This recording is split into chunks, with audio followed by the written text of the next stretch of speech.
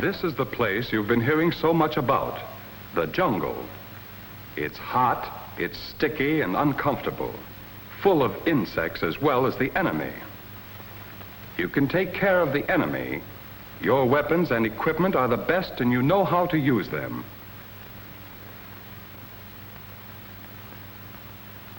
But it's the jungle itself that'll give you trouble. Take the climate. It's really hot down here, and if you don't take care of yourself, this is what can happen. They call it heat exhaustion. You feel weak, tired, worn out, and you're sweating like a horse. The old legs just won't move. You may faint. You may have muscle cramps. You're low on salt. You've sweated most of it out.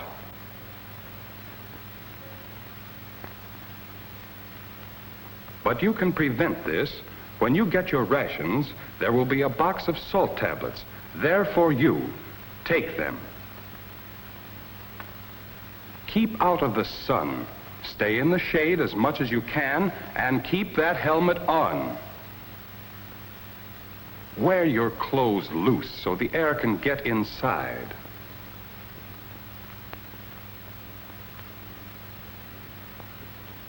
The climate is something about the jungle you can't see, but the fly is a jungle pest you can see. It looks so small and harmless you think you don't have to worry about it, but you do.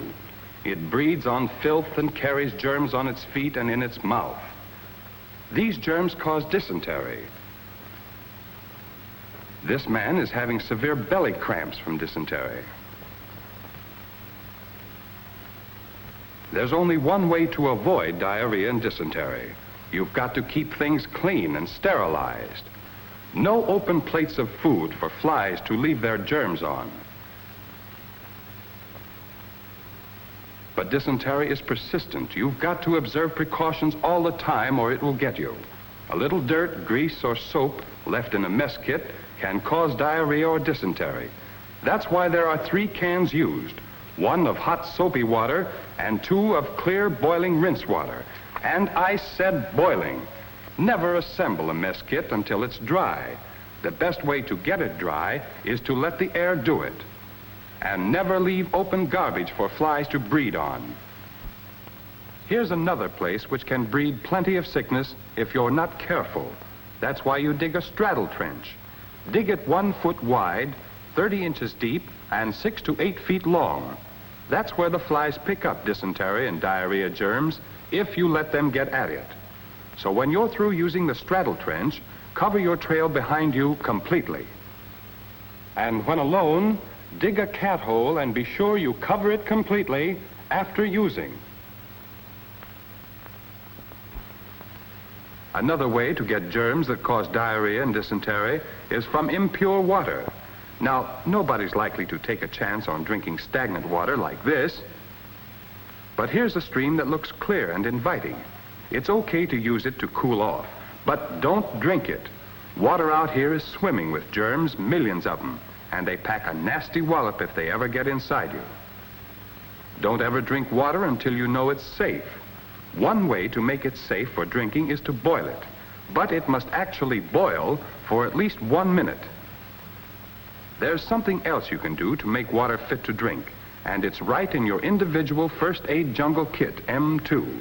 That's the GI name for the jungle kit, and when you're in the jungle, there's no better life insurance. It has iodine, dressings, wound tablets, Band-Aids, all the things that come in your regular first aid kit. But it has other things too, mighty important things if you want to stay on your feet. It has insect repellent to stymie those mosquitoes and crawlers, Atabrin tablets to keep you from folding up with malaria, a solution in case your feet start blossoming out with athlete's foot. And that's something else I told you about to make your drinking water safe. A bottle of tablets which can mean the difference between a healthy soldier and an unhealthy one. Their official name is halazone tablets, but you and I can call them water purification tablets because that's what they're for, to make water fit to drink.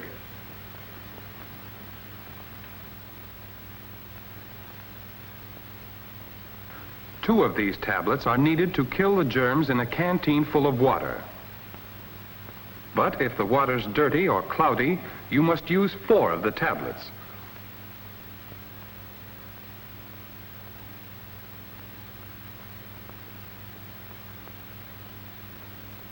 Only after half an hour is this water fit to drink. No matter how clean and dry you keep yourself, sometimes you can't help picking up a case of athlete's foot. That's why your jungle kit has a bottle of athlete's foot solution. Remember, keeping your feet in good shape is important, so use it. Get in between those toes, because that's where the trouble usually starts. As for scratches, don't think because you're a tough guy you can pass off a cut or a scratch. In the jungle, it doesn't take long for a scratch no bigger than this to become infected and knock you out. Take care of it right away. Paint it with iodine and keep it clean until it heals. Don't throw what's left of the iodine away. There's enough there for several applications.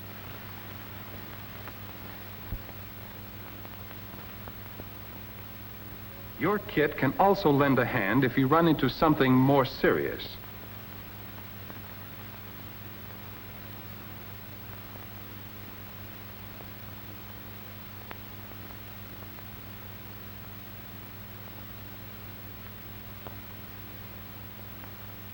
For a gash like this, iodine isn't enough. The thing to do here is stop the bleeding and use the dressing in your kit.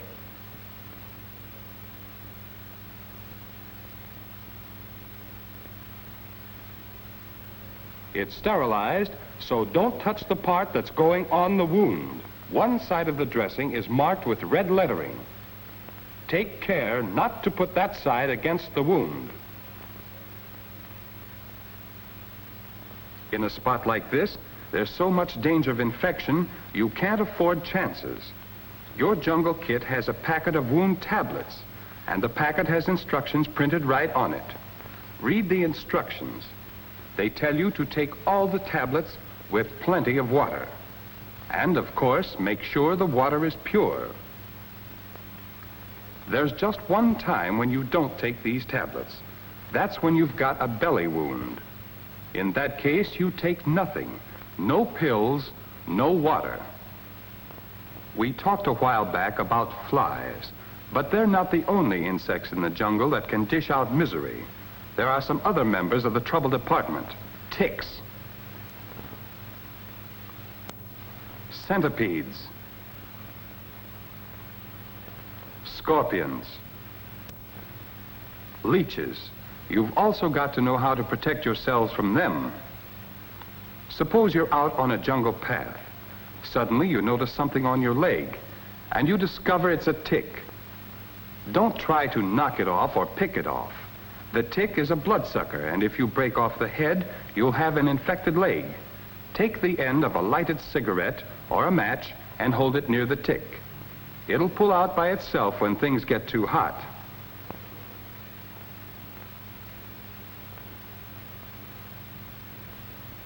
Then out with the jungle kit. You open this new iodine container by simply pulling the string which cuts the seal.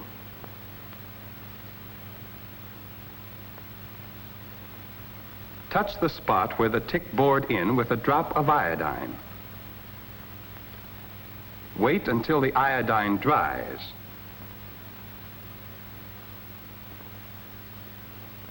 Then apply a Band-Aid and the trouble's over. In the case of the leech, take care of him and his bite the same way. As for the scorpions and centipedes, a good thing to remember when you're in the field is that they like dark places. So shake out your blankets before you turn in for the night.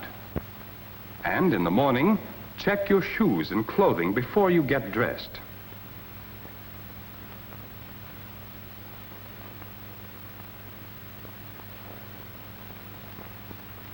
But these are minor leaguers. Here's the baby you've really got to be on the lookout for. Recognize it? You bet you do. This mosquito, though small, is mean and dangerous, and it's the female of the species that dishes it out.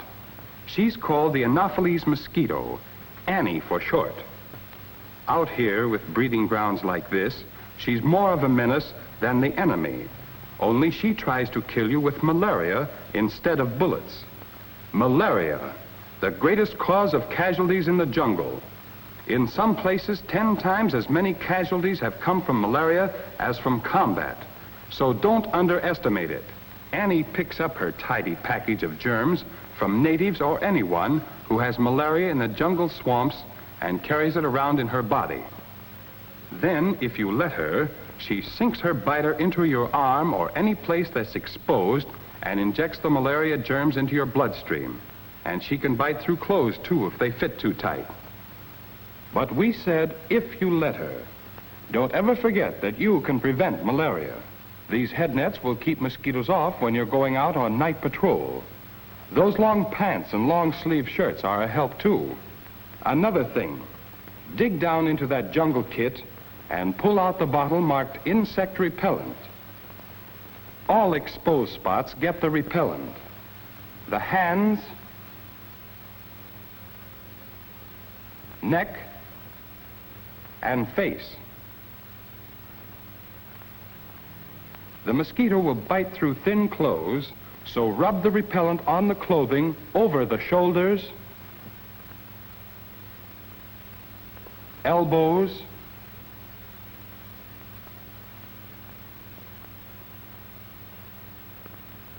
knees,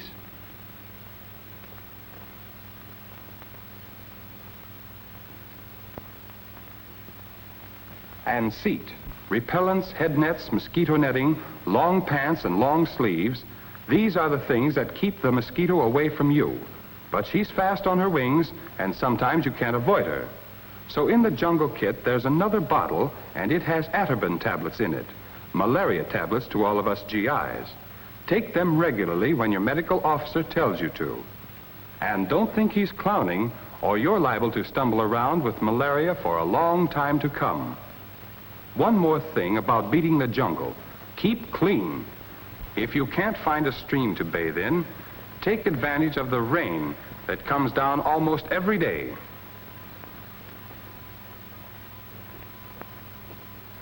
Get those spaces between the toes, the armpits, the crotch. Keep yourself dry. Use plenty of GI powder under the arms, on the chest,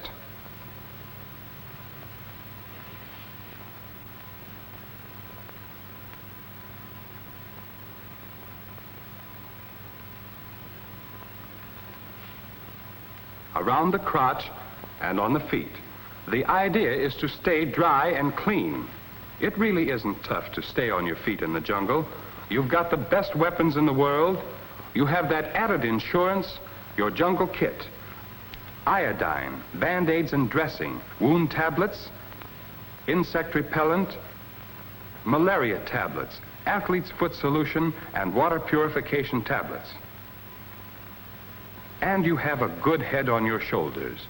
Altogether, a neat combination. We're smart enough to beat the enemy.